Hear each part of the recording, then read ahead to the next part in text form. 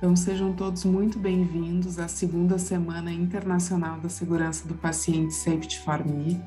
É uma honra para nós estar no segundo ano deste evento que é tão especial, né? Numa semana que é tão especial para nós. Hoje, o primeiro dia com um painel muito potente formado por mulheres, né? Dando início à semana em grande estilo, que também nos enche de orgulho. Eu sou a Carol Souto, eu faço parte do time de sócios da Safety for Me e também tenho como função apoiar na administração da nossa empresa e um dos meus grandes papéis é ser head de empatia. Então, a possibilidade de escutar as pessoas, de olhar para as pessoas como elas são e poder traduzir isso o mais próximo possível da tecnologia que nós utilizamos. Hoje o nosso CEO, Salvador Gulo Neto, ele está em trânsito, né? Alguns de vocês sabem, ele mora nos Estados Unidos, ele está vindo para o Brasil e tivemos um desencontro de voos, mas ele gravou um vídeo e eu vou aqui passar para vocês o vídeo do Salvador, em que ele dá um oi especial para vocês. Olá, pessoal, muito boa tarde. Sejam todos muito bem-vindos à nossa segunda Semana Internacional de Segurança do Paciente, Safety for Me. É uma alegria muito grande para a gente poder estar, pelo segundo ano consecutivo, produzindo um evento deste porte, reunindo tanta gente em torno da causa da segurança do paciente. Só para vocês terem uma ideia, nós estamos com muito mais de 1.000 inscritos no evento desse ano, o que muito nos alegra de ver essa comunidade cada vez mais crescendo em torno desse objetivo tão nobre que é melhorar a segurança dos nossos pacientes, né? Quero iniciar agradecendo a todos os colegas, a todos os profissionais da saúde, a todos os pacientes, aos seus cuidadores, aos seus familiares, todas aquelas pessoas que se envolveram com o assunto ao longo desse último ano e puderam tornar o nosso sistema de saúde mais seguro e um lugar melhor realmente para a gente receber o nosso tratamento. Muito obrigado à nossa comunidade que trabalha pela segurança do paciente. Esse ano, todos vocês já sabem, a campanha da Organização Mundial da Saúde está em torno da questão medicamentosa, né? O medicamento sem dano, ou o medication without harm, né? Por quê? Porque a gente sabe que esses eventos são muito prevalentes, né? Estima-se que aproximadamente metade dos eventos que acontecem estão ligados ao uso de medicamentos, né? E, teoricamente, se a gente for parar para pensar, 100% desses eventos poderiam ser evitados. Pense que se você vai manipular um medicamento, de alguma forma, a gente poderia ter alguma barreira para impedir o acontecimento de alguma falha. Então, realmente é um tema bastante relevante e que a gente pode, sim, através de ações bem objetivas, de processos, protocolos e metodologias, evitar que esses eventos aconteçam. Vamos ter divididos ao longo dos nossos 4 dias, então, os 4 domínios propostos pela Organização Mundial da Saúde. Hoje, no primeiro dia, vamos discutir a questão da produção dos medicamentos. No dia de amanhã, estaremos falando sobre sistemas e práticas. Na quarta-feira, estaremos falando, então, sobre os profissionais da saúde. E na quinta-feira, estaremos falando sobre o paciente e o público. Mais uma vez, muito obrigado por fazer parte da nossa comunidade. A gente espera de verdade que vocês aproveitem ao máximo essa semana junto com a gente. Um agradecimento especial às pessoas que estão, às entidades que estão nos apoiando, a Patient Centricity Consulting, a Organização Nacional de Acreditação, a ONA, e a Sobrasp, né, que é a nossa Sociedade Brasileira para o Cuidado, para a Qualidade do Cuidado e a Segurança do Paciente. E um agradecimento muito, muito especial à BD, que tornou possível que a gente realizasse esse evento mais uma vez. Um abraço a todos e até mais. Então, aqui as boas-vindas do Salvador também. E falando no nosso grande patrocinador desse encontro de hoje, eu queria passar a palavra para o Carlos e também reforçar o nosso agradecimento à BD por tornar esse evento possível. Carlos, seja bem-vindo. Aqui está teu espaço de fala. Fica à vontade. Muito obrigado, Carol. Boa tarde a todos. Muito obrigado por esse momento. Será um tempinho assim bem rico para trazer um tema tão importante. Então, vou compartilhar minha tela com vocês. 2 slides, serão dois slides assim bem rápido, que eu acredito ser de extrema importância para quando nós pensamos falar em segurança do paciente. Para quem não me conhece, eu sou o Carlos Damasceno, sou especialista clínico da BD. atuo diretamente com todo o processo de análise ou de cuidado de atenção voltado para o acesso vascular, seja ele no processo de seleção até a retirada desse dispositivo. Então, para falar um pouco desse gerenciamento, né, como garantir segurança do paciente, eu trouxe aqui um tema e que para a BD é de extrema importância. Dentro das suas missões, a BD tem ali como um dos principais pilares que é impulsionar o mundo da saúde. Esse impulsionar o mundo da saúde não é único e exclusivamente desenvolvendo tecnologia. É desenvolver uma cadeia de produtos e serviços que possam garantir segurança para o paciente. Então, pensando nisso, nós vamos falar aqui, nesses 4 dias, cada dia entregando um pouquinho, sobre o programa de gerenciamento do acesso vascular da BD. Então, vamos falar um pouquinho do porquê olhar para o acesso vascular, ter atenção e conectar essa atenção à segurança. Como que esse programa é aplicado e de que forma esse programa garante uma melhoria do processo dentro das instituições. Onde que nós já realizamos e de que forma nós vamos trabalhar com os hospitais para garantir segurança do paciente com a terapia intravenosa. Dito tudo isso, por que que a BD teve esse cuidado? Hoje a BD ela tem dentro da sua estrutura a atenção desde a chegada do paciente ao hospital até a sua alta. Então, hoje ela tem domínio e expertise para garantir que o catéter ele seja selecionado, inserido e mantido de forma correta. E aí ela cria um programa, porque olha só que interessante, quando nós olhamos aqui, uma expectativa, né? O que as evidências mostram que 90% dos pacientes que vão até um hospital, seja no pronto-socorro, seja em uma internação, podem receber um acesso vascular, seja para coleta de sangue, seja para realizar uma infusão de um medicamento para reduzir o incômodo, uma dor, ou mesmo aquele paciente que internou grave, que tem ali múltiplos catéteres. Então, a BD olha esse processo e diz, opa, precisamos ter algo que possamos oferecer para o nosso parceiro hospital para melhorar essa jornada. Porque quando nós pensamos, são mais do que 200 toques. Tem um catéter, estou internado, eu estou dizendo que mais do que 200 vezes esse dispositivo vai ser manipulado. Por um catéter que fica aí no paciente por 3 dias, mais de 250 produtos, mais ou menos 250 produtos são utilizados.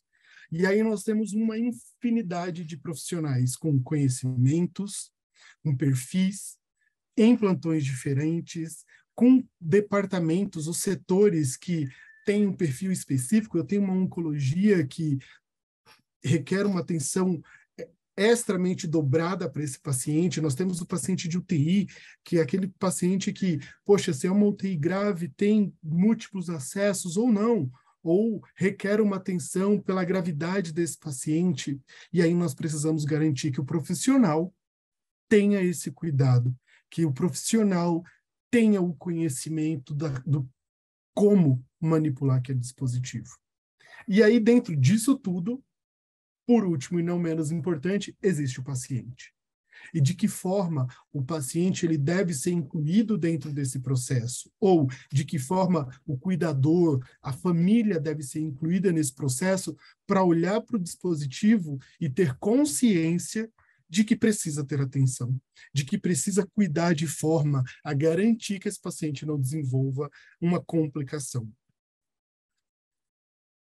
Quando nós olhamos o geral, acho que, peço desculpa se o barulho de avião estiver atrapalhando, tá? Quando nós pensamos nos acessos, a infecção, que aqui está numa sigla em inglês, CLABSI, que é uma infecção de correntes sanguíneas associadas aos catéteres, ela deixa todo mundo de cabelo em pé. Então, por que isso? Porque uma infecção ela pode aumentar o tempo de estadia do paciente no hospital.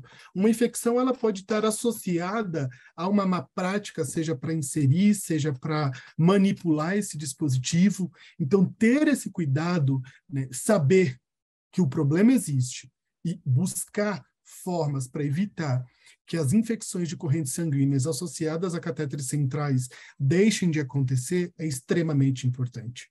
Essa é uma das complicações mais graves quando nós pensamos num paciente que recebeu um catéter. Então, 33% dos pacientes desenvolve, e quando nós olhamos as crianças, até 50%. E aí essa atenção redobra ainda mais naqueles pacientes com rede venosa difícil. Por que isso? Porque são aqueles pacientes que vai receber 1, 2, 10 punções para conseguir um dispositivo, e muitas vezes ele não consegue. Muitas vezes é aquele paciente que vai sair com vários hematomas, roxo no braço, ou aquele paciente que acaba desenvolvendo uma flebite, que é uma inflamação da veia. Então, todos esses pontos são extremamente importantes para olhar para o dispositivo. E aqui eu olhei muito para o central, mas com o periférico não é diferente.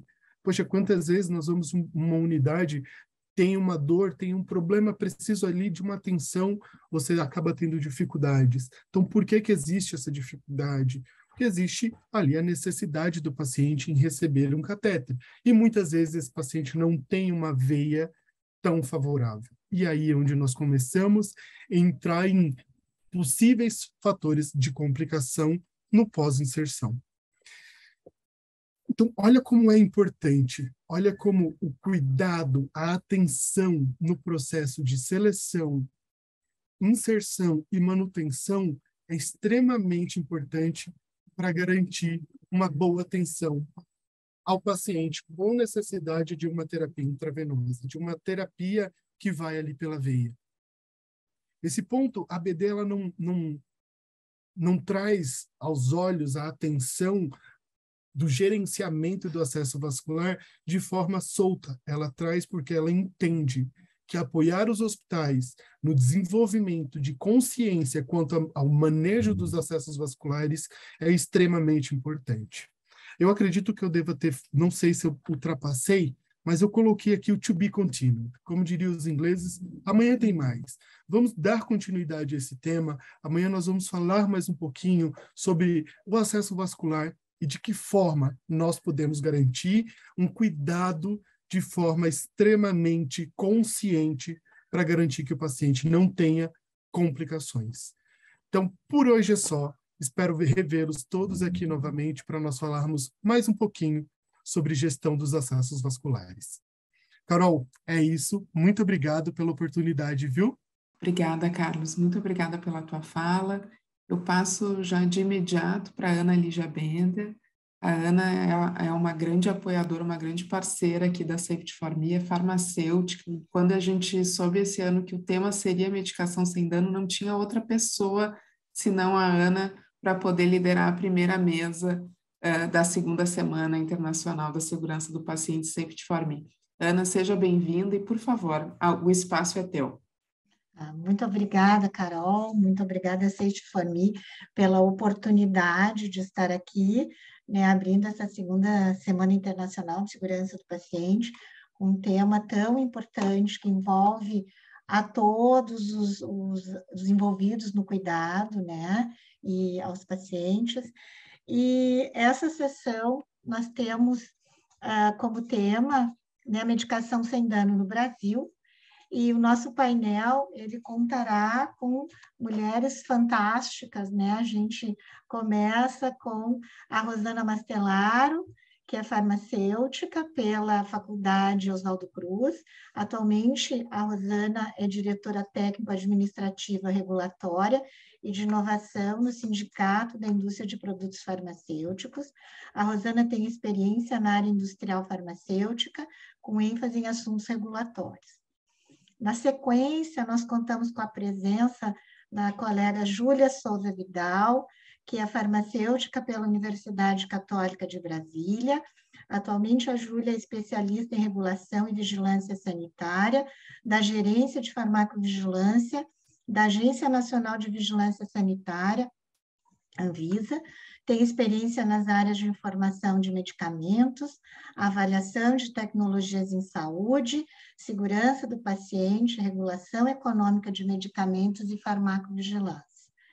E o nosso painel, né, a gente concluirá com a colega Valéria Santos, a Valéria farmacêutica pela Universidade Federal de Pernambuco, mestre em ciências farmacêuticas também por essa universidade, é diretora técnica da Sociedade Brasileira de Farmácia Hospitalar e Serviços de Saúde e de suprimentos, do superintendente dos suprimentos do Hospital da Restauração de Pernambuco, do Recife, né, Valéria? Então, nós vamos ter sessões, né, expositivas de em torno de 20 minutos, né? Eu peço a todos que anotem as perguntas no chat, ali no chat não, no questions and answers ali, que a gente vai estar anotando, né, de preferência com o nome da painelista dirigido, e ao final das sessões expositivas, a gente abre para uma roda de conversa, né, trazendo as questões que as pessoas estarão nos trazendo. Então, começamos contigo, Rosana, por favor, seja muito bem-vinda. Olá, boa tarde a todos. Primeiramente, muito obrigada pelo convite para Safety for Me. É um tema apaixonante, que tive o privilégio, desde que eu ingressei aqui no Sindusfarma em 2008, peguei logo uma primeira revisão da normativa, né, e a construção de um marco regulatório de farmacovigilância, e sempre foi um tema que nos agradou muito e é muito importante para o setor, e eu estou aqui para explicar um pouquinho mais para vocês sobre esse nosso ponto de vista, então, dessa importância, né? A indústria farmacêutica, ela é altamente regulada, e isso para nós não é ruim. Antes desse momento, antes da criação da Anvisa, nós tínhamos um mercado totalmente desregulado, algumas iniciativas individuais de vigilância sanitárias isoladas que não eram harmonizadas, né? Temos esse desafio do país e desafio de regiões um pouco mais adiantadas em determinados assuntos e outras menos, né? E com a criação da Anvisa, todo registro de medicamento, ou seja, para nós comercializarmos um produto, ele tinha uns critérios muito bem definidos, claros, não foi fácil também ajustar toda a documentação desses produtos, mas isso fez com que todos ficassem no mesmo cenário, no mesmo padrão. Então, todos sabiam claramente o que tinha que cumprir, o que tinha que apresentar e como fazer, tá? Esse conceito foi evoluindo, né, principalmente com o ingresso da Anvisa em fóruns internacionais, crescendo, e ficou muito, muito bem definido, né? Para todo medicamento que é comercializado, que é introduzido no mercado, ele tem que cumprir com uma tríade de qualidade, segurança e eficácia. Então, não adianta ele só ter qualidade e não ser seguro, ou como ele ser seguro, mas não ser eficaz. Então, ele cumpre essa tríade para ele ingressar no mercado. Para ele se manter no mercado, atualmente, as regras da nossa regulamentação, elas focam na farmacovigilância. Então, o que mantém um produto no mercado é a farmacovigilância. De que maneira? Ou pela utilização por parte dos pacientes, não adianta eu ter um produto que não funciona, o próprio paciente também percebe isso, ou que não atende, não cumpre com aquilo que estava na expectativa, ou que promete fazer, ou então porque ele vem dando, um desequilíbrio na balança de benefício-risco. O que a gente precisa ter em mente? Todo medicamento tem um risco, ele não é um produto inerte, porque ele vai ter uma ação. O que se espera com a farmacovigilância é esse equilíbrio da balança, ou seja, os riscos não podem superar os benefícios daquele produto. E essa é uma atividade fundamental para a indústria farmacêutica, porque ela precisa responder para a autoridade se ela for questionada ou quando ela for questionada sobre qualquer desequilíbrio nessa balança. Porque o desequilíbrio ele também pode acontecer, às vezes, por uma má utilização do produto, por uma falha na prescrição daquele produto, e a indústria tem que saber de tudo isso. Por quê? Porque ela também tem como intervir.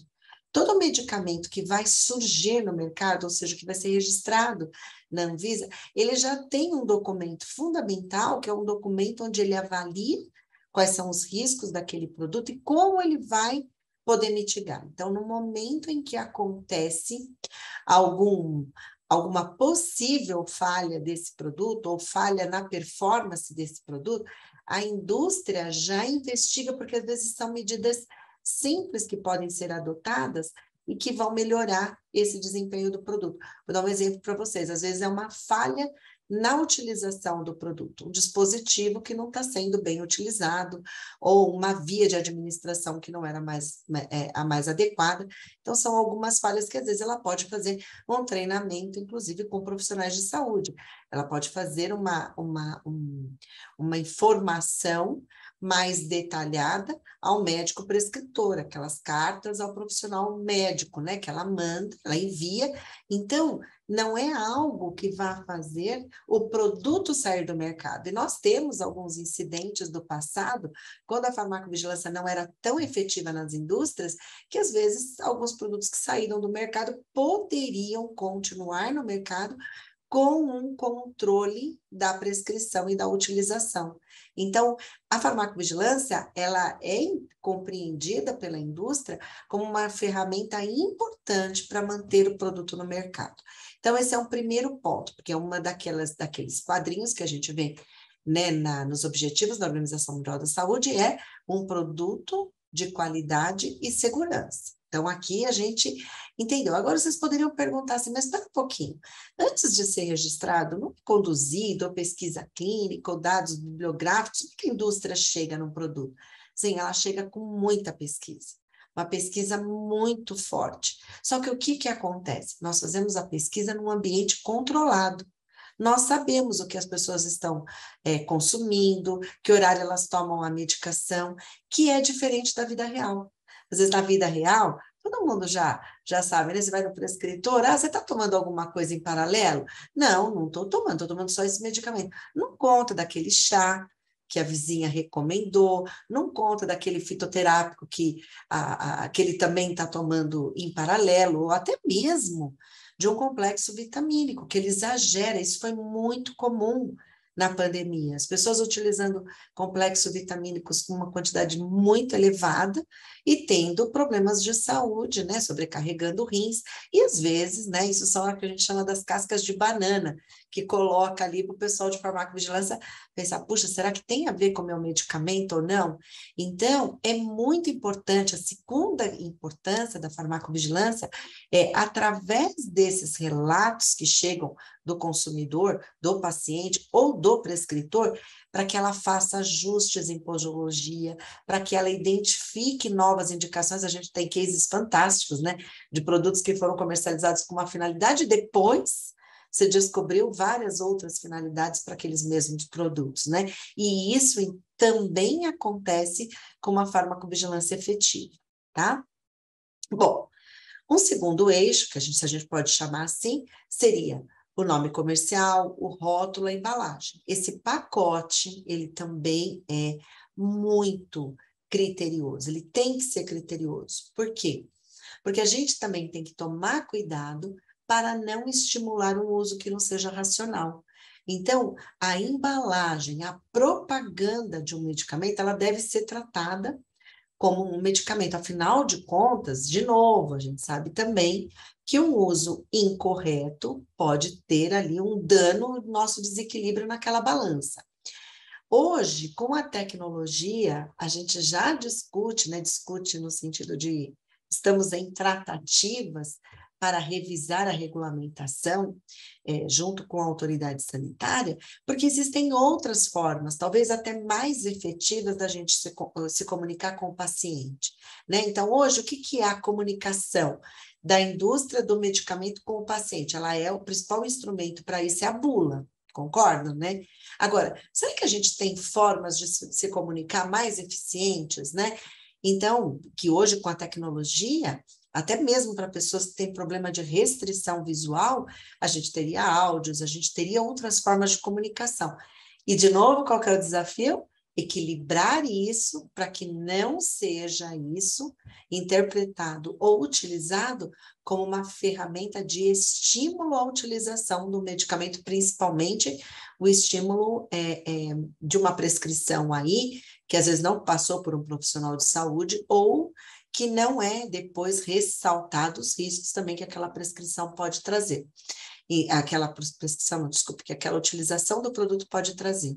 Mas a gente tem formas muito mais eficientes hoje de comunicar, de orientar como utilizar o produto. Será que a nossa bula, que já foi simplificada, né? Porque antes eram bulas mais complexas, enormes, vinha do profissional de saúde junto com o do paciente, mas será que hoje ela está com, ainda não deveria passar por alguns ajustes de redação, de forma o quanto de compreensão é absorvido por um paciente quando ele utiliza a bula para fazer essa avaliação, né? O nome comercial, a mesma coisa, a gente tem que tomar muito cuidado, e a própria denominação genérica, a gente tem moléculas que têm nome parecido. Então, também, de novo, metodologias de diferenciação, para evitar a dispensação incorreta, a dispensação imprecisa. Então, isso também é importante e precisa ser avaliado. E não existe maneira melhor de se prevenir isso que através da farmacovigilância, porque no momento que ele é registrado, era um cenário. Às vezes, um produto volta à comercialização ou lança um produto que não é medicamento com um nome semelhante e começam a surgir confusões. Então, isso também precisa ser monitorado. Um terceiro eixo, que é a logística, a gente não adianta nada fabricar corretamente, com boas práticas de fabricação, e depois não cuidarmos do transporte e do armazenamento desse produto. Isso também pode afetar a segurança desse produto. Por quê? Brasil, país continental, as regiões com diferente perfil de clima, de umidade, que eu posso falar, o trajeto, né, por onde esse produto passa, são os mais variados, né? A gente sabe, inclusive, para atingir a região amazônica, muitas vezes isso é feito de barcos. Então, precisamos garantir a estabilidade desse produto. Isso é fundamental. Através de soluções passivas, né, que são embalagens onde vão esses produtos, ou através mesmo, né, de alguma coisa mais ativa relacionada ao próprio transporte. Então, isso é fundamental, por quê? Porque a degradação de um medicamento, né, o mau armazenamento, o mau transporte desse produto, ele pode gerar, primeiro de tudo, ele pode degradar, diminuir a potência, a eficácia do produto. Mas, além disso, também ele pode gerar alguma impureza, que essa impureza pode ser traduzida, né, como um evento adverso depois, a um aumento de incidência, de algum distúrbio gástrico, de algum outro problema que precisamos avaliar e estar atentos, porque pode não ser da molécula em si, mas sim da mal conservação desse produto, né? E por último também, o que eu destacaria hoje, com ferramentas, né, metodológicas, nós temos um conhecimento maior de dados epidemiológicos, para que a gente tenha disponível, né, em cada região, e aí nós sabemos que as regiões do Brasil possuem as suas particularidades, alta incidência de determinadas enfermidades que são diferentes, né? Não existe uma padronização em todas as regiões, né? Porque são pontos bem distintos, né? Então, para que a gente tenha diagnóstico correto, diagnóstico preciso muito rapidamente, para atender às necessidades daquela população, né? Então, tem algumas particularidades que acontecem mais em determinadas regiões e que, então, precisamos dos profissionais preparados para identificar, né? De dispositivos nesse ponto final aí de atenção para trazer mais celeremente o diagnóstico e a prescrição, né? A medicação que necessita, né? Com esse foco mais específico disponível para a população. Eu acho que basicamente seria isso, né? Assim, fechando em todos os pontos, sob o ponto de vista da indústria, como ela, desde o momento inicial, que na verdade inicial é desde a pesquisa, da juntada desses documentos, do registro do produto, e no final do monitoramento desses produtos no mercado, com essas variáveis que eu comentei, todas para vocês, é o que faz com que a gente possa assegurar, sim, aí o uso de uma medicação com o menor risco possível, com o menos dano, né? Ou, preferencialmente, sem dano, tá? Então, era isso e eu fico depois à disposição aqui de vocês, tá bom? Rosana, muito obrigada pela explanação absolutamente didática de algo extremamente complexo, né, que é a questão da produção, da pesquisa, do desenvolvimento das diferentes variáveis que estão envolvidas aí. Então, eu convido a todos que façam aí suas anotações, suas perguntas, né, para a farmacêutica Rosana. Ao final, a gente vai estar fazendo uma roda de conversa. Então, de imediato, eu passo a palavra para a Júlia Vidal, né? Júlia, por favor, tenha bondade. Eu queria inicialmente agradecer a oportunidade de estar participando com vocês aqui, trazer um pouquinho dos conhecimentos do trabalho que a gente faz na Anvisa, especialmente voltado à medicação sem danos, que é um tema muito caro para mim, que sou farmacêutica. E também dar boa tarde a todos e me colocar depois à disposição para a gente fazer uma rodada, né, de discussões.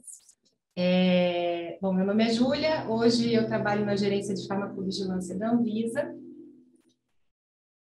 Eu trouxe, para iniciar a minha explanação, essa imagem, que para mim ela é uma imagem simples, mas que ela traz...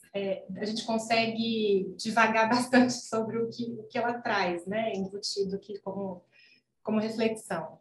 Eu tinha planejado a minha apresentação em abordar 2 domínios, principalmente, com relação ao desenho estratégico do desafio global de medicação sem dano, mas a gente não consegue abordar só 2, porque os 4 estão muito vinculados, né, entre si, muito imbricados. E aí, eu trouxe nessa imagem, a gente consegue pensar.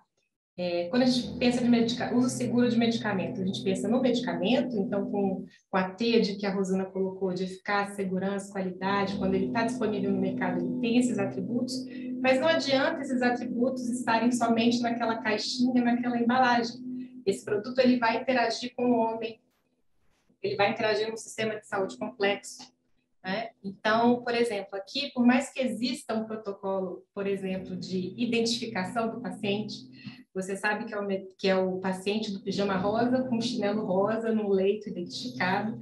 Você tem o paciente do pijama verde no leito identificado com chinelo verde, que deveria receber o remédio verde, mas houve uma troca na administração desses produtos. Então, o produto ele tinha qualidade, mas ele não está isolado, ele está num contexto complexo, com homens, com procedimentos, né, e processos relacionados um com o outro, e aconteceu algum erro aqui. A gente tem que entender no sistema onde está o erro e identificar as oportunidades de melhoria, né? E aí eu trouxe essa imagem para falar do medicamento e do sistema de saúde, mas aqui a gente também não tem como não tratar dessa figura, trazer essa figura e não tratar do treinamento do profissional de saúde, por exemplo, da importância da notificação desse evento adverso e, por exemplo, o engajamento do paciente também no seu cuidado da saúde. Então, aí a gente perpassa os 4 domínios, né, desse desafio global de medicação sem danos.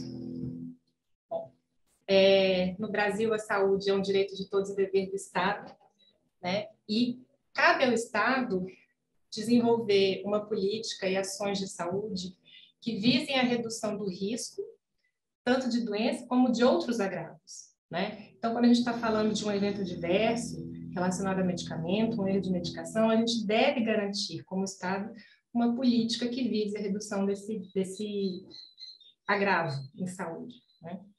Sempre buscando promover, proteger e recuperar a saúde do cidadão brasileiro. Então, a gente está falando de uma regulação em saúde, né? A Rosana trouxe bem, obrigada, viu, Rosana? Você levantou muitas bolas aqui para poder trabalhar. Regular em saúde não é ser um fiscal, não é perseguir um produto, não é retirar produtos de mercado. É permitir um ambiente de competitividade e de segurança para proteger a saúde das pessoas, né? Então, quando o Estado regula, ele evita que práticas de um determinado setor, no caso a gente está falando de um setor social, variem além de certos limites pré-estabelecidos. Então, a gente cria um ambiente de previsibilidade, né, e de proteção para os interesses da sociedade. E aí a gente, então, tem como maior objetivo da regulação garantir o adequado funcionamento do mercado e alcançar a máxima eficiência na busca do bem-estar social.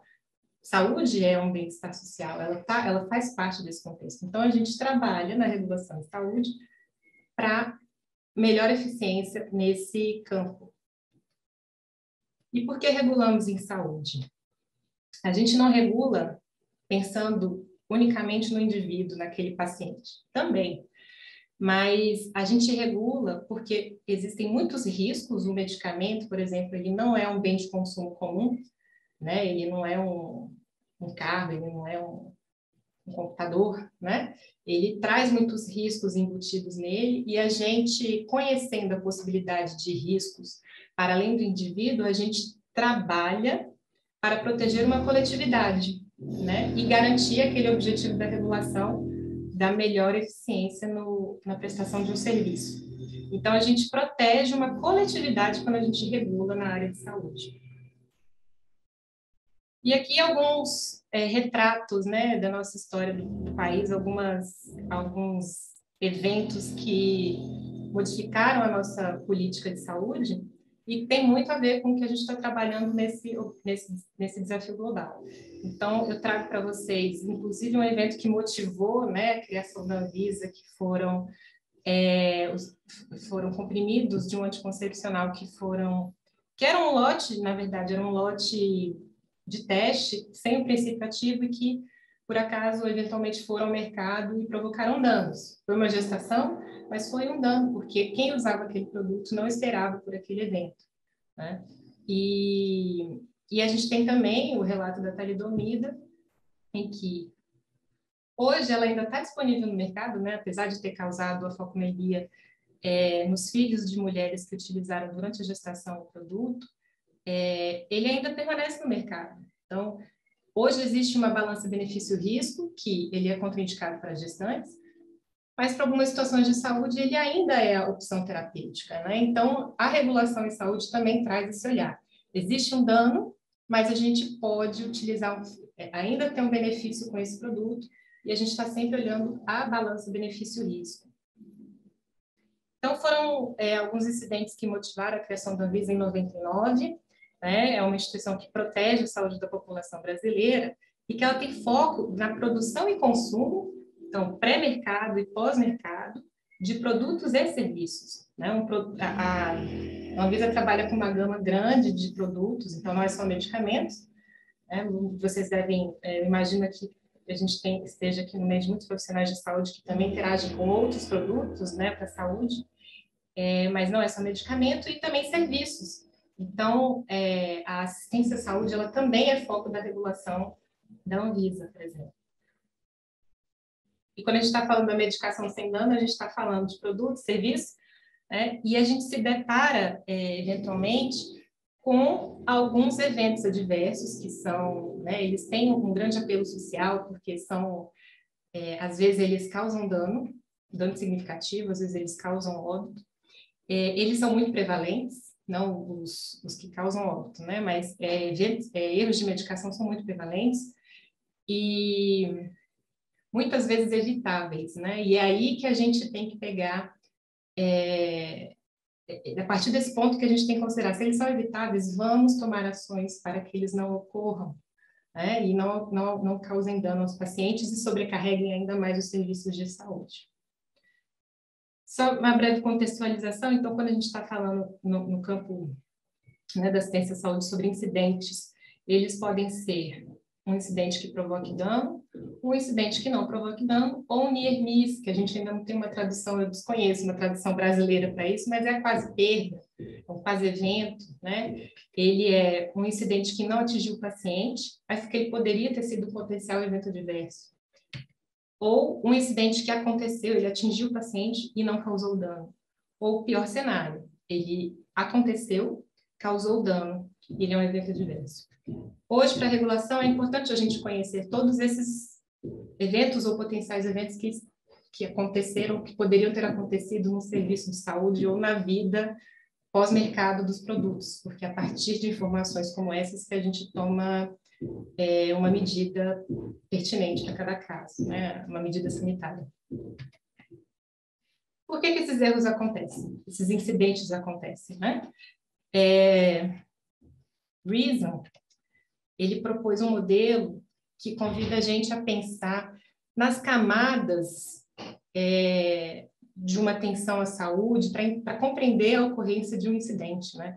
Então, não é só o produto, não é só o medicamento, a própria organização e a cultura organizacional no estabelecimento de saúde podem contribuir para a ocorrência de acidentes. Se você não tem uma direção, se você não tem uma cultura que oriente para práticas seguras, você tem um elemento muito frágil aí que pode prejudicar toda a cadeia do atendimento, né?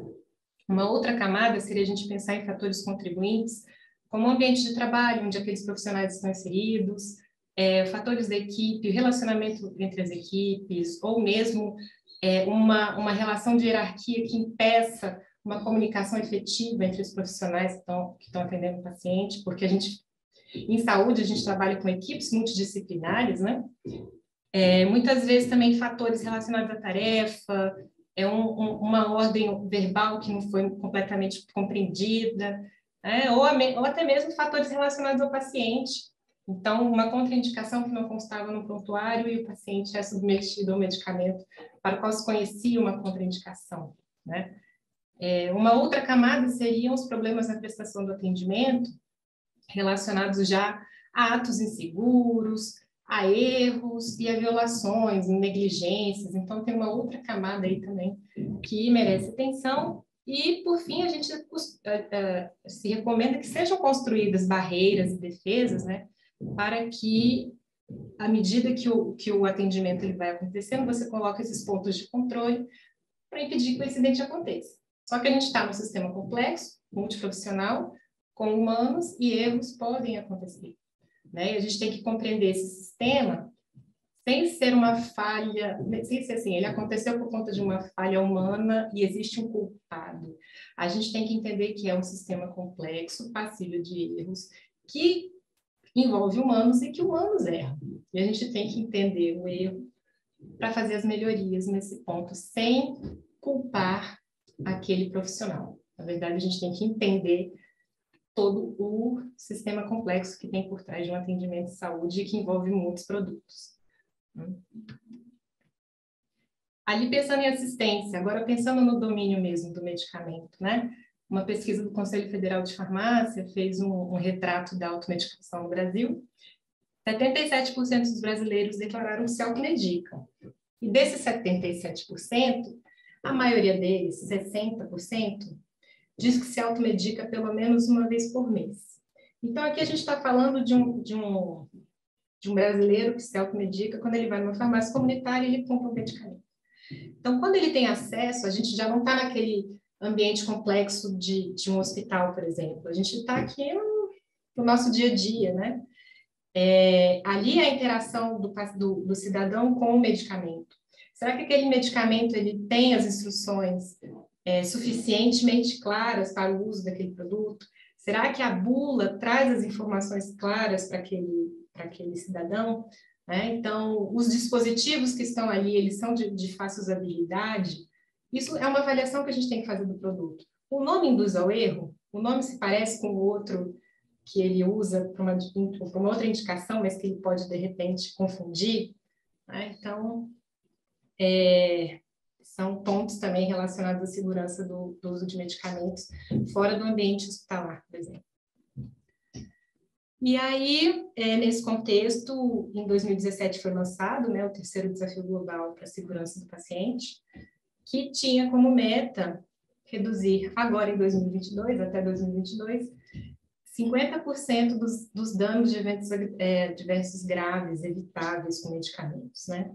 Eu desconheço se existe alguma publicação que avaliou o nosso desempenho ao longo desses 5 anos. Seria bom se vocês soubessem, a gente pudesse trocar essas informações, mas à época, em 2017, quando ele foi lançado, a gente não tinha um estudo nacional, assim, um desenho suficiente para colocar como se fosse o retrato nacional desse cenário de eventos evitáveis com medicamentos, né?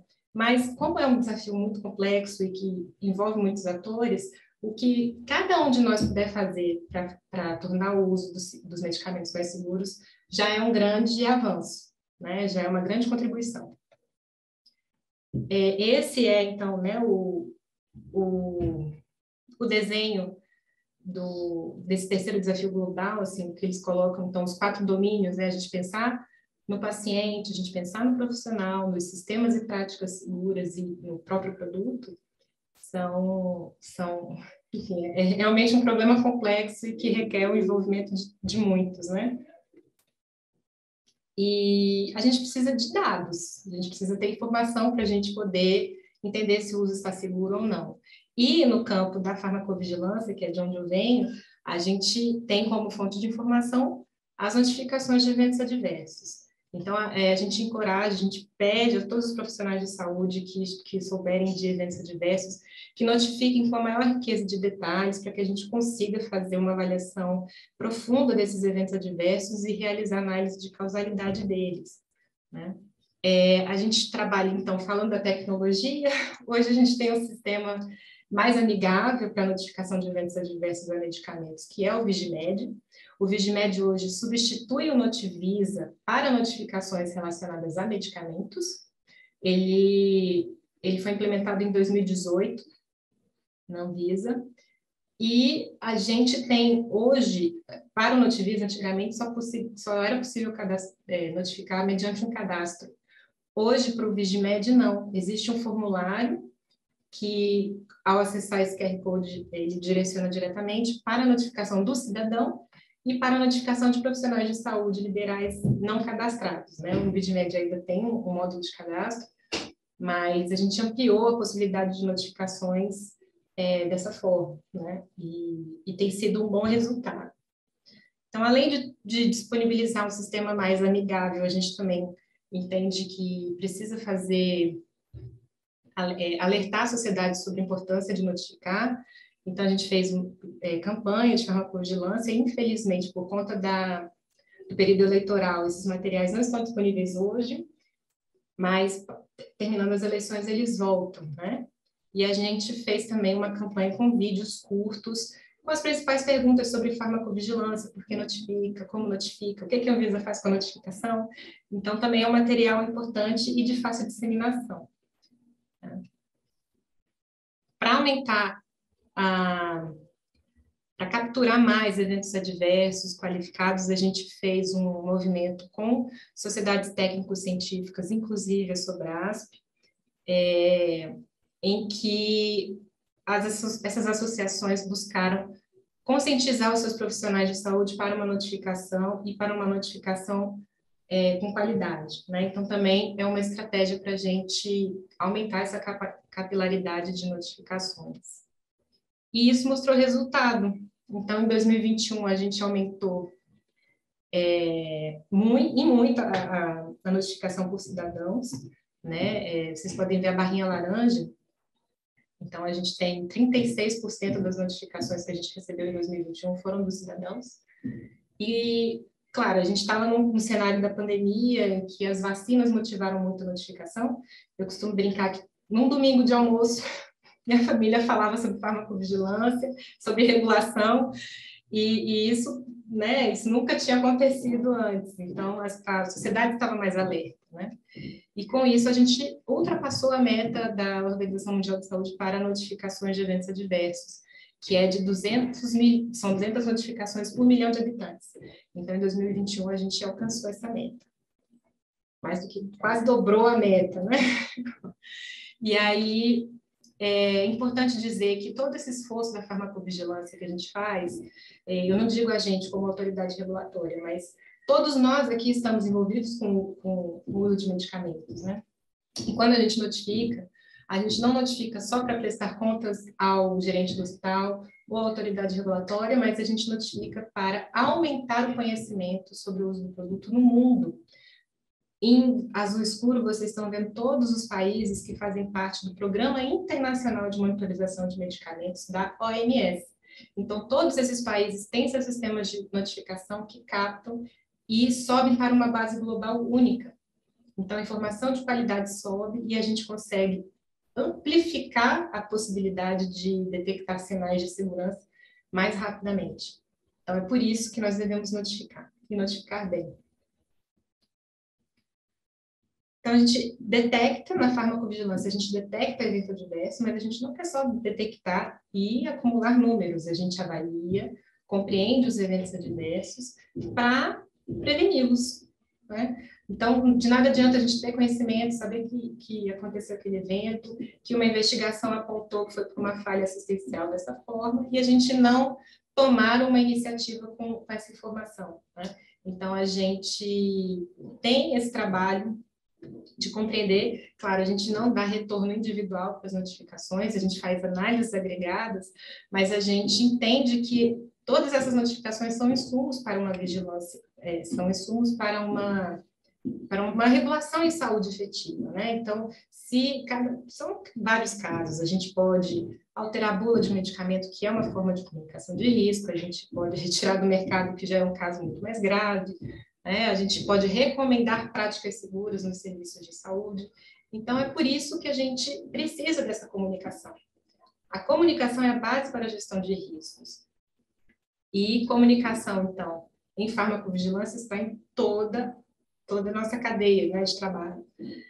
Quando a gente fala no pós-mercado, a gente tem informação da segurança com documentos que o detentor de registro encaminha para a gente, que são os sumários executivos, os relatórios periódicos de avaliação benefício-risco, diariamente pelas notificações recebidas no VISMED, que é, né, a principal fonte para identificação de sinais.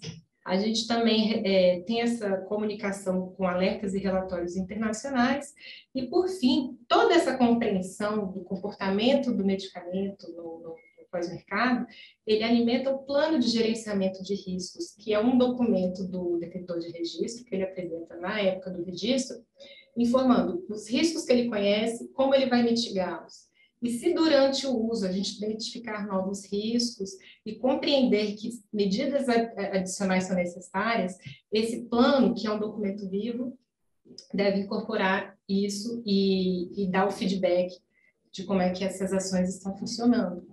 Tá? Então, comunicação é essencial para a gente poder atuar com o seguro de medicamento. E informação gera conhecimento. Não só, enfim, com relação ao nosso conhecimento com a base de dados global, para tomar medidas, mas a gente também disponibiliza as informações de notificação para a sociedade. Então, hoje, qualquer pessoa pode entrar no site da Anvisa e conhecer o painel de notificações de farmacovigilância. É possível fazer filtros e compreender como estão sendo feitas as notificações da Anvisa. É importante dizer que essas notificações elas não têm análise de causalidade estabelecida, porque são todas as que a gente recebe, não todas com que a gente fechou o caso e subiu para a base global. Além disso, os dados também estão disponíveis, os dados brutos, né, estão disponíveis no portal de dados abertos do governo federal, para que a sociedade civil também possa utilizá-los em estudos, fazer pesquisas e publicá-las. A gente também gostaria do engajamento de outros setores na produção de conhecimento. E é isso, a gente precisa de diálogo, realizar comunicações efetivas para gerar informação qualificada sobre o uso de medicamentos seguros na população, avaliando sempre o benefício e o risco e melhorando o resultado de uso dos medicamentos no Brasil. E isso é um trabalho que não é só a farmacovigilância que faz, não é só a indústria, como a Rosana trouxe, é um pedacinho que todos nós devemos fazer e com propósito, né? Então, agradeço muitíssimo e me coloco à disposição. Obrigada, desculpa a tecnologia e o tempo que eu avancei. Perfeito, Júlia, foi fantástico, assim, nós todos tivemos de modo muito claro, né, como isso se articula, o quão complexo que é e o quão importante a participação de todos, né? Então, de imediato, eu passo para a Valéria Santos. Valéria, contigo. Gostaria de agradecer imensamente, né, o convite feito pela Safety for Me. É uma honra, né, estar podendo dividir essa mesa com pessoas de tanta importância, né, para a nossa sociedade, para nosso meio, para nosso país. Então, agradecer realmente pela oportunidade. Eu vou compartilhar aqui minha tela, só um instante. Tudo ok com o compartilhamento? Tá perfeito, Ju. Então, Tá tá. perfeito, Valéria. Então, a gente vai falar um pouquinho, né? Eu estou aqui representando a Sociedade Brasileira de Farmácia Hospitalar e Serviços de Saúde. Atualmente, nessa gestão, eu estou como diretora técnica. E a gente vai falar um pouquinho aqui, minha declaração de conflito de interesse. Não desenvolvo pesquisa patrocinada, atuo como gestora hospitalar há pelo menos 8 anos, aí preceptora de residência e docente. Acredito muito na formação, na qualificação profissional, né? Extremamente indispensável para a gente falar sobre segurança do paciente e do uso de medicamentos. E atuo como palestrante em alguns eventos científicos e tenho interesse que os pacientes recebam a melhor assistência, baseada em evidência e com segurança, eficácia e qualidade. Então,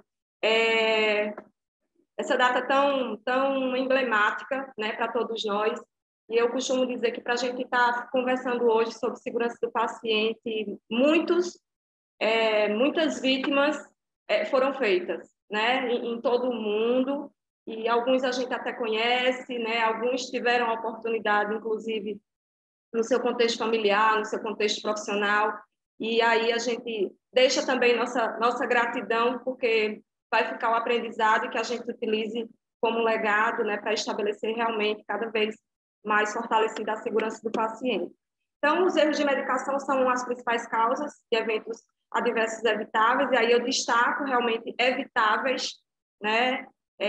Então, o que é evitável é, portanto, previsível e, portanto, prevenível, né? E isso é uma responsabilidade compartilhada de todos nós. Achei fantástica essa mesa, a gente poder ter a oportunidade de discutir com a agência reguladora, com a indústria, né? Eu acho que não tem como ser diferente, né? Quando a gente pensa em ecossistema de saúde, a gente precisa discutir com essa amplitude. Falar de segurança é realmente falar de resultados, de melhores desfechos possíveis, baseado nas melhores práticas profissionais possíveis, mas também, inevitavelmente, é falar de custos, né? Porque tem um custo, né? De um investimento, de um recurso que poderia estar sendo revertido para muitas melhorias, especialmente no âmbito da saúde. Então, a gente precisa, sim, saber quanto custa, né? Os eventos evitáveis que podem, efetivamente, ser vislumbrados. Então, globalmente, o custo associado a erros de medicação foi estimado em 42 bilhões de dólares por ano, né? Isso aí é uma estimativa da Organização Mundial de Saúde. E aí não dá para a gente falar, não dá para a gente deixar de citar a questão dos riscos, dos desfechos negativos e do custo intangível, né? Que esses eventos podem ocasionar quando a gente fala em sequelas permanentes, quando a gente fala em óbitos, né? E para o paciente, para a família, para o profissional, né, que está diretamente ou indiretamente envolvido, porque todos estamos, a responsabilidade é compartilhada, então é inevitável, a gente precisa efetivamente falar sobre isso. De todas as empresas modernas, nenhuma é mais complexa que o hospital.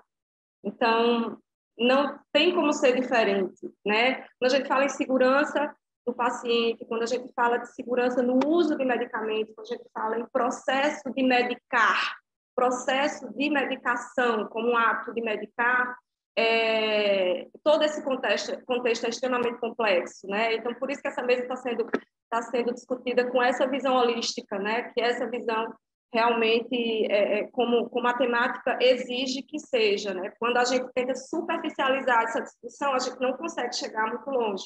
Então, inevitavelmente, a gente precisa compreender que o hospital é um universo complexo, que as práticas que envolvem o uso de medicamentos são complexas, inevitavelmente, e que a gente vai precisar realmente aplicar essa figura tão rica, né, que a OMS divulgou esse ano, e, ao mesmo tempo, tão complexa, né? Como é que a gente vai juntar tudo? Porque, na verdade, a gente não está falando de fatias de pizza, a gente está falando de uma coisa só, né? E o desafio realmente é a gente tentar enxergar os nossos processos, nos quais estamos diretamente ligados, enxergando toda essa perspectiva que a Organização Mundial de Saúde sugere. Então, enfatizar a necessidade de adotar uma abordagem sistêmica e promover práticas seguras para prevenção e redução de danos relacionados a medicamentos. E uma atenção especial às áreas mais críticas, né? Então, a OMS traz a questão da polifarmácia, nós como farmacêuticos aqui, essa mesa maravilhosa, né, de farmacêuticas, nós entendemos, nós enxergamos, né, os riscos que estão relacionados à terapia medicamentosa que envolve vários medicamentos simultaneamente. Então, é complexo, né? E à medida que a gente tem que passar isso para o cuidador, à medida que a gente tem que passar isso para o paciente, isso pode ficar mais complexo ainda, né? E aí, quando envolve transição do cuidado, como é que isso está acontecendo? Né? Ou quando envolve ambientes críticos, como, por exemplo, um centro cirúrgico, né? O nível de estresse é altíssimo, você tem muitos processos complexos acontecendo o tempo todo, e sem o medicamento você não consegue fazer a abordagem cirúrgica. Então, isso é uma coisa absolutamente natural, não dá para você pensar em uma coisa sem você pensar automaticamente na outra. E aí, juntar tudo isso no contexto de polifarmácia, no contexto de situação de risco, e na transição do cuidado, né? O quanto isso é complexo, o quanto a gente precisa sentar e conversar sobre isso. E não dá para a gente ter uma conclusão individual. Eu vou sentar na minha mesa, na minha cadeira, no meu setor, no serviço que eu trabalho, eu vou pensar numa solução. Não tem uma solução única, né? São muitas medidas que precisam ser implementadas para que a gente realmente tenha resultados promissores. E não dá para a gente fazer isso sozinho, definitivamente. Então, o aumento da longevidade das condições de saúde crônicas e mais complexas, o avanço, né, da tecnologia, você tem hoje hospitais de ponta com parques tecnológicos altamente de última geração, né? A gente consegue lidar com tudo isso, a gente tem algumas tecnologias medicamentosas também, às vezes a gente tem até demais e isso é um risco, ou a gente até tem de menos, isso também é um risco, né? Porque garantir acesso a medicamentos na dose certa, digamos assim, é inevitável, né, para que a gente realmente consiga falar e trabalhar a segurança do paciente. Então, é preciso reconhecer a complexidade da prevenção e redução de danos relacionados ao uso de medicamentos. Então, a primeira coisa a gente reconhecer é complexo, né, eu não consigo fazer só, eu preciso trabalhar de maneira conjunta e com espírito de coletividade. E entender, né, está existindo uma transição aí, a gente não sabe exatamente em que velocidade isso vai acontecer, mas está existindo uma transição, né, para o hospital do futuro. Então, se antes a gente tinha a lógica de negócio baseada, antes não, atualmente também, né, é uma transição, a gente tem dificuldade até de aplicar adequadamente o tempo do verbo, mas o pagamento baseado em volume, o pagamento baseado em serviço, a qualidade não recompensada, né, o risco financeiro para o pagador, a fonte, o foco em pacientes agudos, né, o tratamento por episódio. Então, qual é a tendência? É o pagamento baseado em valor. Então, falar de segurança do paciente, falar de segurança no uso de medicamentos é falar de entrega de valor, né? Resultados em relação a custos, né? O foco é o desfecho, né? O foco é realmente a gente alcançar o objetivo, e o objetivo é de todos, inclusive da indústria, né? Na visão de ecossistema e saúde. Resultados em relação a custos, qualidade recompensada, risco financeiro compartilhado, foco na recuperação do paciente por linha de cuidado. Então, é preciso a gente ampliar o escopo, né, do conceito aí de farmacovigilância, como já foi apresentado com excelência. Então, não está mais limitado falar em segurança no uso de medicamentos, se limitar vamos diminuir o número de reações adversas relacionadas. Não. Então, existe uma discussão muito mais ampla, né? Existe a discussão a nível de indústria, existe a discussão a nível de má utilização, é uma queixa técnica relacionada ao produto ou tem relação com a prática profissional? Então, faltou o quê? Faltou treinamento, né? Faltou, às vezes, o profissional está muito habituado àquela tecnologia anterior e não compreende que existe ali um dispositivo a mais, um clique a mais para a gente poder dar, para a gente realmente fazer funcionar, né, adequadamente como se espera, né, do produto. Então, tudo é muito complexo, eu acabei misturando realmente até propositalmente para a gente poder entender o contexto, né? Se falou aí tão bem colocado em que contexto aquilo aconteceu. Né? Às vezes a gente conta os fatos, isso não só se refere à segurança do paciente ou ao uso de medicamento, a gente conta os fatos, mas a gente esquece de explicar em que contexto eles aconteceram, né? Para que a gente possa realmente ter uma compreensão maior, que é a compreensão que precisa ser dada. Então, eu percebi aí pela programação que ao longo da semana essa pizza, né, vai se completar, né, e eu tenho certeza que vai ser uma semana riquíssima, mas aí trazendo aqui, a minha intenção não é de forma alguma, né, trazer o caso para julgamento, mas é só para mostrar como isso é colocado, né, para o cidadão, por exemplo, na compreensão, tá? Então, eu não estou aqui para esgotar possibilidades nem apontar o que efetivamente aconteceu, é baseado exclusivamente no que foi publicizado. Então, por isso investiga caso de superdosagem de remédio que deixou o jovem em estado vegetativo em Porto Alegre. Então, o paciente deu entrada no hospital e pela reportagem, o que se percebeu é que foi dada uma dose 10 vezes maior, né? E que possivelmente pode ter acontecido um erro inicial no cadastro da apresentação do medicamento, né?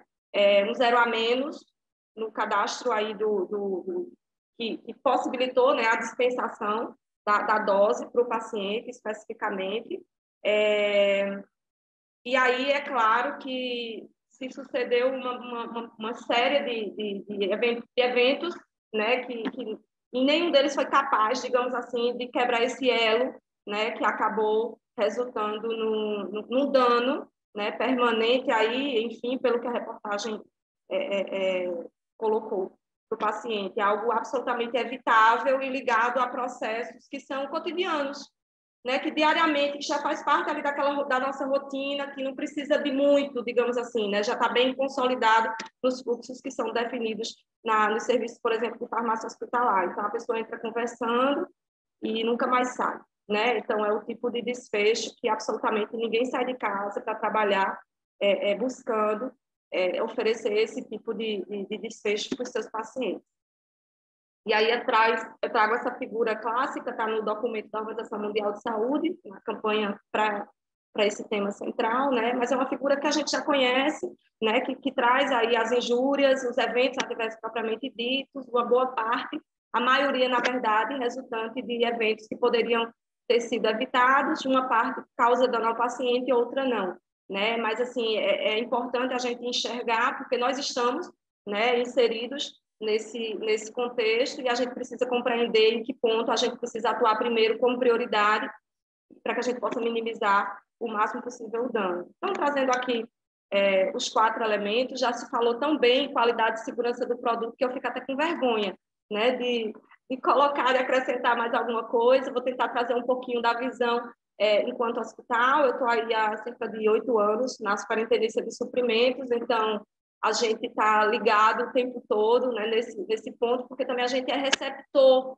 né, dos profissionais. E aí se falou também em feedback. Feedback é alguma coisa tão importante quando a gente fala, por exemplo, de programas de gestão de recursos, porque todos nós somos guardiões do recurso, um dia ele pode acabar, então a gente precisa trabalhar essa filosofia. Quando a gente fala em stewardship, por exemplo, para ser guardião, para fazer gestão do recurso, a gente tem um dos elementos essenciais de programas de stewardship, que é feedback.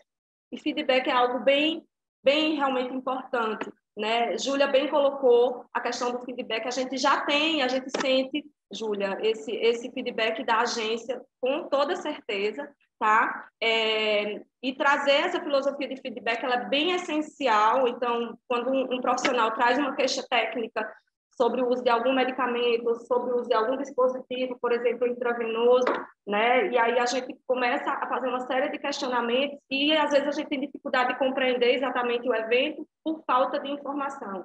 Então, a informação é algo que ela define desfecho.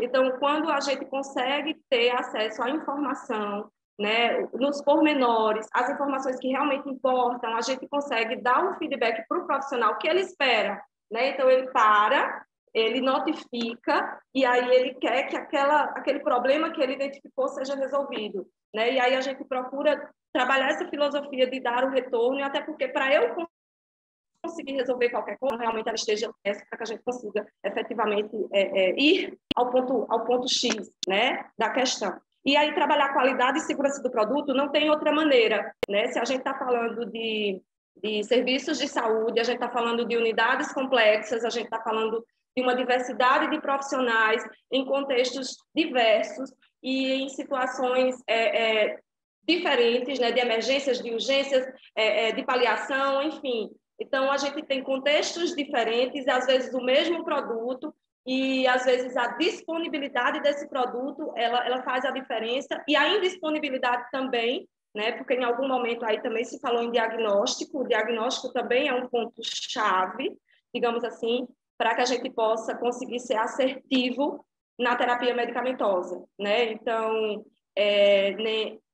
o acesso, ele precisa ser garantido, porque quando eu não garanto acesso a produtos, eu tenho, posso ter a mortalidade relacionada a desfecho, porque o paciente não teve acesso àquela tecnologia em saúde, a gente precisa trazer isso também para a questão da segurança do paciente, né? Então, às vezes, a gente foca muito no mau uso, no erro, mas a gente também definir metodologias de trabalho, processos, onde isso retarda, ou isso impede, ou isso de alguma maneira interfere no acesso do paciente à tecnologia em saúde, que é fundamental para resgatar, para recuperar e para consolidar realmente o melhor desfecho. Isso também é a segurança do paciente, e a gente precisa garantir que o acesso efetivamente aconteça. Então, a gente precisa aí muito da indústria e que nesse sentido de qualidade, que toda essa garantia de qualidade, né, ela venha como grande oportunidade de melhoria para que isso continue até chegar ao paciente.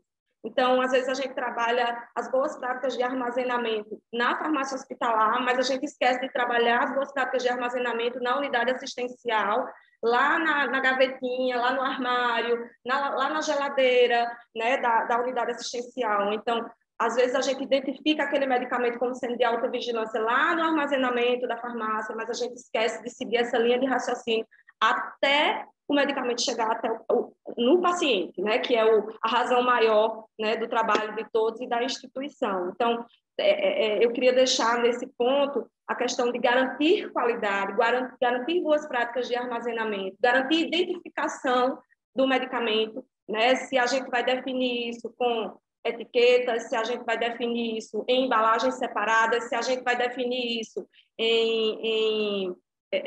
com softwares, com alertas, né? Como a gente vai definir isso, que seja falando a mesma língua, né? Do começo ao fim, para que todos realmente estejam familiarizados com a política institucional do hospital. Nomenclatura, rotulagem e embalagem. Como é importante, né, identificação. Identificação é tudo. Então, aquela figura de Júlia, ela foi sensacional, porque ali, às vezes a gente fala identificação do paciente e fala da meta 3 separado, né? Segurança no uso de medicamentos. Na verdade, é uma coisa só, porque se eu não identifico o paciente, ou eu não identifico adequadamente o medicamento, eu posso ter um problema seríssimo, né, que vai comprometer a segurança do paciente. Então, não tem muita discussão. Todas as metas internacionais, elas são transversais, né? A gente até tem uma certa dificuldade de falar de uma coisa só, sem citar as outras, porque estão absolutamente ligadas, né? E eu acho que isso é bom, a gente ter esse sentimento de que não dá para fechar o raciocínio sem pontuar aquilo e mais aquilo com aquela outra pessoa. Então, esse espírito realmente de entender a complexidade, eu acho que ele faz a gente avançar, né? Faz a gente sair do lugar. E aí, volto a dizer, né? O Brasil é um país continental, como já foi bem colocado. Quantas realidades diferentes a gente tem com relação aos estabelecimentos de saúde? Quantas realidades distintas, quantas dificuldades e quantos desperdícios também, porque eu acho que a gente precisa falar sobre isso, né? Porque para a gente falar de economia de recurso, a gente precisa entender primeiro qual é o desperdício. E aí, de quantas maneiras possíveis, né? A gente pode estar trabalhando a questão da identificação do medicamento, a questão de pormenorizar, né, os processos para que a gente possa realmente trabalhar a segurança nesse fluxo do medicamento dentro da instituição. Então, assim, que cada um, conhecendo a sua realidade, trabalhando dentro das suas possibilidades, consiga se motivar, consiga compreender que é possível ser feito alguma coisa, né? E que a gente consegue, sim, mudar a realidade, a gente consegue, sim, um processo educativo e, sobretudo, sem esquecer que é uma questão estrutural e que a gente precisa efetivamente envolver a instituição como um todo. Logística, armazenamento e descarte, né? Um outro elemento. Como é complexo, né, a logística? A logística é algo que... E aí vem da minha prática profissional. Como eu gostaria que fosse linear, mas não é. Né? Não é linear, a gente tem uma porção de variáveis o tempo todo, né? Fazendo a gente, puxando a gente para aquela discussão. E a logística, ela começa lá atrás, né? Como já foi muito bem colocado, lá na indústria, né? E até quando chegar no hospital, no estabelecimento, para que possa alcançar o paciente, a gente ainda tem toda a questão de programar o que a gente vai comprar, e a gente tem que ter a segurança do paciente nos nossos conceitos, nas nossas perspectivas, como a gente vai fazer isso, quais são os riscos relacionados ao desabastecimento daquele medicamento, quais são os riscos relacionados à maneira que eu vou distribuir, né? Eu tenho infraestrutura para armazenamento, né? Então, como é que eu vou fazer, como é que eu vou garantir que eu vou ter uma exposição mínima? Porque quando a gente tem medicamentos nas unidades que não é dentro da farmácia, especificamente, quando a gente tem medicamentos nas unidades assistenciais, a gente aumenta a possibilidade de risco, porque a gente aumenta a exposição. Né? Então, a gente, às vezes, trabalha tanto a devolução, a gente tenta trazer essa discussão, às vezes existe uma certa resistência, mas a devolução, ela também quer dizer segurança do paciente, né? Ela também significa uma redução de exposição e uma redução de risco. Valéria, eu sei que é tudo absolutamente relevante, mas a gente está se aproximando do nosso tempo. Se tu conseguires concluir em 2 minutos, tá? Consigo. Bom, então, nessa complexidade, né, a gente sempre busca a questão do fluxo eficiente e economicamente eficaz, e sem esquecer que um produto ou serviço tem pouco valor se não estiver disponível ao cliente no tempo e no lugar em que eles desejam consumir. Então, isso é segurança do paciente, né? Não adianta você ter o produto dentro da instituição e as metodologias de controle impedem que esse produto chegue ao paciente para atender integralmente às suas necessidades. Eu trouxe aqui os 7 desperdícios, né, do sistema Toyota de produção, só para lembrar uma coisa. Logística, a OMS ela não trouxe à toa esse ponto. Quando a gente fala em paciente com AVC isquêmico, quando a gente fala em sepse, a gente fala que tempo é vida e pode custar uma sequela permanente, pode custar uma vida. E aí eu trago essa questão da espera, propriamente dita, porque é um dos pontos que são trabalhados que são considerados no fluxo logístico de distribuição dentro de uma unidade de saúde. E o produto, né, no ponto certo de atendimento. E qual é o ponto certo de atendimento? Né? Onde é que o nosso paciente está? Mais uma vez, não é um cenário linear. Nós temos sistemas dinâmicos, muita interação, retroações, processos complexos e difíceis de controlar, muitos profissionais envolvidos, intercorrências e atrasos. Então, administrar tudo isso e garantir a segurança do paciente efetivamente não é uma tarefa simples, e a gente precisa compreender isso e trabalhar em um contexto multidisciplinar para que possa ser atendido pela complexidade que a temática pede. Aqui, né, algumas referências, alguns artigos que trazem a tecnologia da informação como oportunidade de melhoria. Não vai resolver todos os nossos problemas, mas com certeza, né, vai contribuir de maneira significativa para os melhores desfechos. E aqui, para finalizar, ecossistema gerador de ambientes promotores de inovação. O ecossistema em saúde Não dá para você falar em ecossistema da saúde sem envolver a universidade, sem envolver a indústria, sem envolver a Anvisa, os sistemas de saúde. E aí você tem elementos de transversalidade, integração e motivação em favor dos atores capazes de inovar. Então, que sejamos esses atores que diariamente saiamos com um objetivo comum, e mesmo que não estejamos motivados, mas que mantenhamos a disciplina, porque a disciplina não deixa a gente na mão jamais. Agradeço, convido a todos aí para o nosso congresso, que vai acontecer em Gramado ano que vem. Obrigada. Muito obrigada, Valéria, perfeito. Se tu puderes parar o compartilhamento, daí nós temos a tela cheia. Isso. Muito obrigada. Nós estamos em cima, né?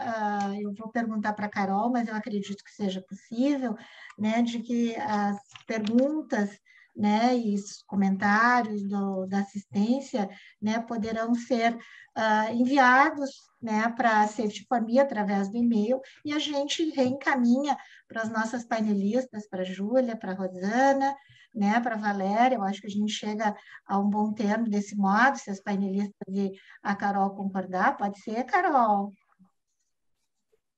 Nós agradecemos muito a presença e as palestras hoje. Ana, deixo para te fazer um encerramento? Sim. Não, eu só quero fazer um comentário bem breve. Isso, por favor, por favor. É fenomenal, assim, eu fecharia assim, trazendo a questão de um círculo virtuoso, né? De tantas possibilidades e do quanto já se avançou em relação de integração, né? Numa capacidade de encarar a anotação, a identificação de algum problema está relacionado a um cuidado individual e muito direto, do quanto a indústria participa disso, né? Porque tem interesse de que aquele medicamento ele faça parte de uso. Desafios importantes no compartilhamento de informações dos pacientes, na transição de cuidado, desafios importantes relacionados à automedicação e o quanto ela entra como um viés importante na prática insegura, na insegurança, que vai culminar no cuidado terciário no hospital, né? Que muitas vezes todo um dano já foi vindo, já vinha sendo agregado, um uso irracional dos medicamentos e o quanto o engajamento do paciente, né, nesse processo de cuidado, na sua conscientização, na sua consciência em relação ao uso seguro dos medicamentos e como esse círculo virtuoso, ele faz com que nós saibamos que o risco é inerente, né, de todas as práticas humanas, como bem disse, todas vocês trouxeram essa questão, né, mas encarar o risco de um modo preventivo, assumindo e revisando as nossas práticas de cuidado, autocuidado, assistenciais, né, alinhadas com as políticas de Estado, no cuidado é extremamente importante. Olha, eu saio muito feliz desse painel, assim, vem uma semana fenomenal por aí, né? Eu acho que, de algum modo, todas nós, a gente vai trocar de lugar aqui, mas nós estaremos assistindo,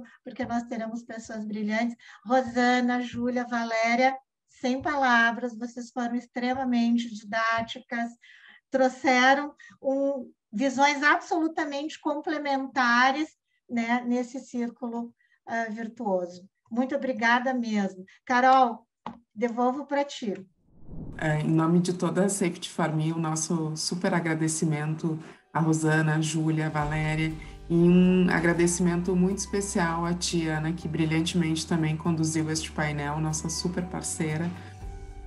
Tem muitas pessoas colocando aqui elogios para vocês e agradecimentos no nosso chat. Então, acho que com entramos com um pé muito mais do que direito, né, com um pé super bem dentro da Semana da Segurança. Muito obrigada pela presença de todos. Amanhã o nosso link do Zoom é o mesmo, então vocês podem acessar o mesmo link do Zoom. Nós aguardamos todos amanhã em torno de 1h20 da tarde, com um super painel também seguindo aí a mandala, a estrutura estratégica da Organização Mundial da Saúde. Até amanhã e nos vemos. Até mais, gente.